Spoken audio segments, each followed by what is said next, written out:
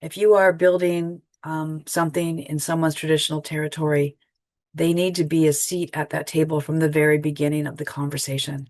And that means procurement opportunities. It means obviously education opportunities and jobs, but it also means equity.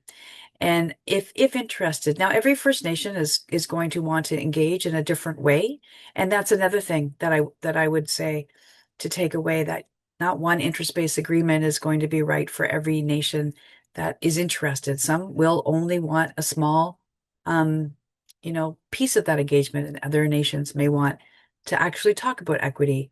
With the change in the landscape in Canada, with actual money now being available for First Nations from the federal government and provincial governments and for example, the Alberta Indigenous Opportunities Corporation, for the first time, there's an opportunity for First Nations to have ownership over what's happening on their land.